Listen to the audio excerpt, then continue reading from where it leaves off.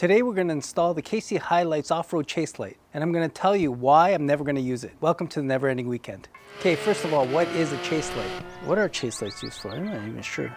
A chase light is an auxiliary light that you put on the back of your vehicle. Typically they're used for race applications, but it could also be for off-roading in dusty situations or non-ideal visibility. So you can communicate to the drivers behind you that you're slowing down, speeding up, that there's a distress of some kind. Essentially, it's a rear-facing light that you can customize to flash in different ways so you can tell people behind you what you're doing.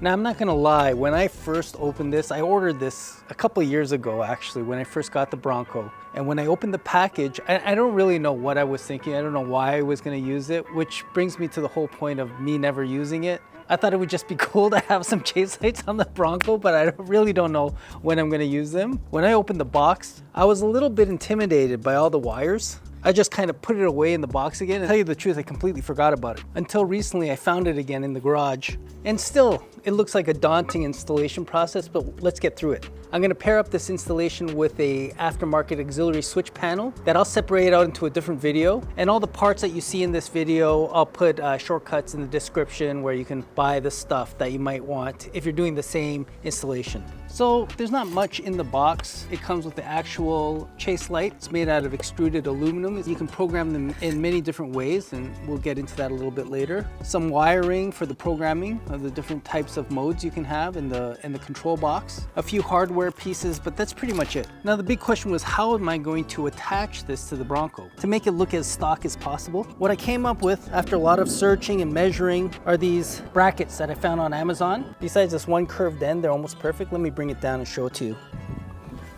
So what I did is get these brackets, and I'm basically gonna make a shelf, have two of these on either side, and then have this slip right in. And that's how I'm gonna hold it in place.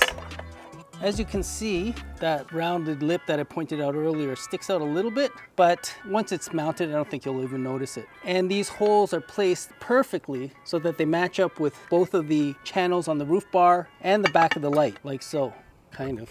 Since I know which lights I want to program into the switch box, I've decided to mount it first. And we'll go through the different options later in the video. You can use the shortcuts if you want to. I put them in the timeline. And I've taken off the last roof rail of my roof rack. And there's a lot of these roof racks and a lot of accessories with these channels in them. And it was hard for me to find the right nuts and bolts to use this properly. You'd figure it'd be easier to find since so many of these devices have them. And as you can see, only the back has a channel on this light bar. Again, as I mentioned before, I didn't want to mount it this way because it felt like it'd be structurally weak to do it this way. So I decided to mount it underneath. So what I'm going to do, and I measured these out carefully, is get these underneath. And in the case where the screws fails, it could kind of lean on this. And then I bought these T-slot inserts for the rail and these bolts that fit in these T-slots, hopefully. Yeah, so I'm going to center this light bar underneath this, get it centered and mounted, and then wire it. First thing to note too is because the KC HiLite logos, I mean this is a small thing, they're upright with the wire on the left side, but I want the wire on the right side because the battery's on the right side, and just for easier routing, I gotta turn these upside down. So that's easy enough through opening it on the end here and then just switching them around.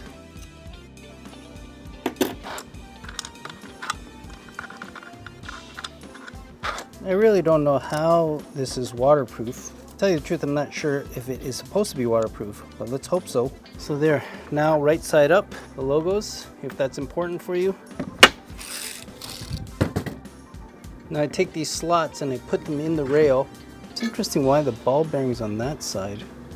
Oh, maybe it's this way. Yeah, like so. Doesn't really fit that securely though. They're not wide enough. Interesting. Okay, this is the main problem with buying fasteners on Amazon. You can't fit test them. These angled nuts, they slide in nicely, but they're not wide enough, so they can fall through. So that would mean I need a washer or something to keep them inside. So a little update on these. I contacted TrailRax support, and these T-nuts that I found on Amazon are exactly the same ones that they sell, exact same size. And apparently they're made to slip in and out of the roof rack rails so you don't have to take apart the roof rack to use them. If you're doing this, use the T-nuts in the link. It'll be much easier than making your own. We have all the right hardware now. So it's simply this and this. And then 4 more substantial pieces holding it here. Oh, these are too long too, man. So this is funny. This is the hardware that came with the light bar, but it's too long. Why? I just assumed it would work. Why, oh why would they do this? Oh boy, good thing I bought some extras of the other one. Apply some thread lock to all these. Oh, I'm not using those. I'm using these. Taro coconut oil. Okay? Okay. Why is there, would you drink half of it? Yeah. Perfect. So the supplied nut, it just fit perfect. Why would they have the bolts so long? I don't understand, people. Maybe someone can educate me. Anyway, all the measuring lines line up. So the way I figured it out was because this measurement here was exact same as here, it's kind of a safety if it falls off. Of course, if this fails with the brass nut, I don't know, but this is how it'll be mounted. Trying to find all the right hardware to make everything work perfectly. It's kind of a guessing game, but this seems to be working right now, so let's wire it up. So I got the light installed on the back. Here's the rear side. You want to take a look? The cable running through this channel in the back and then along the roof rack to the front. And then you can see the cable right here going through, and it came out at the bottom of this roof rack. And luckily, I mean, every Bronco is going to be different. My windshield is maybe a millimeter that way, not centered. So there's just enough space for me to squeeze this in. So I might use some double-sided high adhesive tape and just nudge it in there. And then I found a hole, brought it through, and now we're about to wire everything. I'm about ready to do all the electrical. I got some spare wires, as well as okay, some of you guys are going to blast me for this, but I mounted the control module for the lights on the outer case for the auxiliary switch panel. It's not 100% waterproof. I kind of sealed some of the edges with silicone, but I didn't want to wire this into the cabin. I wasn't sure where to put it, and this seemed like the easiest way, or easiest, most convenient place to put it, so I put it here. If it's gonna last or not, we'll see, but that's what I did.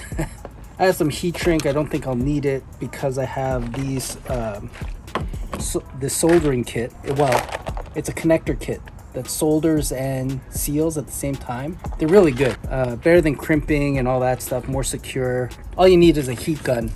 The link is in the description for these as well. So I'm just gonna wire it up, and it should be pretty straightforward. KC HiLites has a really good explainer video on how to install it and wire it up, and shows you all the different options in terms of light patterns. That link will be in the description, and I've pre-chosen which ones, based on that video, which ones I want to go with, because I only have 6 switches in the auxiliary switch panel, and as you can see, there are a lot of different options. I'm not sure exactly what I'm going to do with all these spare wires. I'll probably just coil them up and tape them, but yeah, let's go through the installation.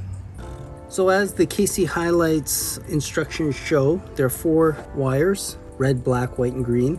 I'm going to pigtail the positive to one of the stock auxiliary switches because I have 1 spare left, because if you put it right to the battery, there's a small drain on the battery, and then that'll control the power to the module, and then I'll use the auxiliary switches that I've added, the 6, to control which lights I want to turn on. Take my heat gun. And this is the beauty of this system.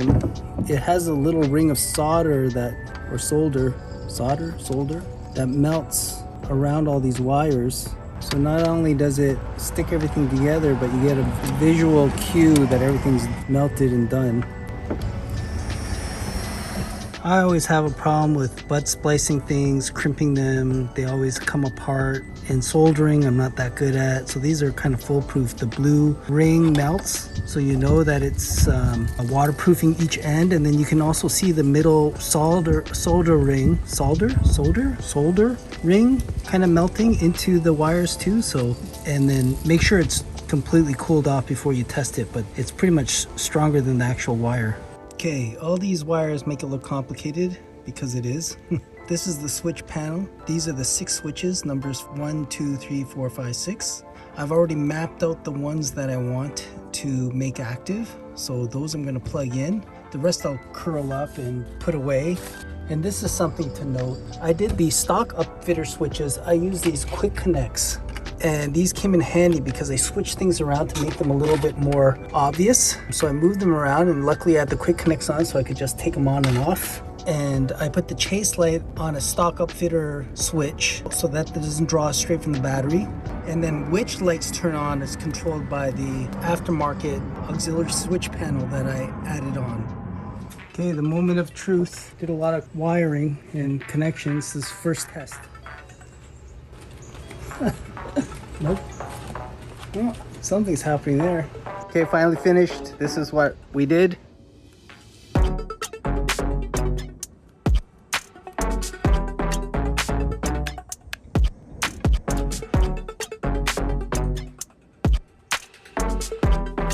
So it's too bad that the second module burnt out or is not working. I'll follow up with KC and see what they say. But yeah, that's pretty much it. Pretty straightforward, a lot less complicated than I thought it was going to be. So maybe I shouldn't have waited, but in any case, I have it up there. I don't know when I'll use this. I might never use it on the trail, who knows? I guess on a specific dusty condition, nighttime where someone's following me, it's probably more for, you know, warning the person who's tailgating me on the highway a little bit more. That's kind of a joke. Don't do that. A lot of places this is probably illegal or break some kind of law somewhere. You can use them in the day. They're not blinding, but at night, some of these modes are pretty blinding. But yeah, that's it. Hope this helped. Ask me any questions in the comments if you want. Have a great weekend, everyone.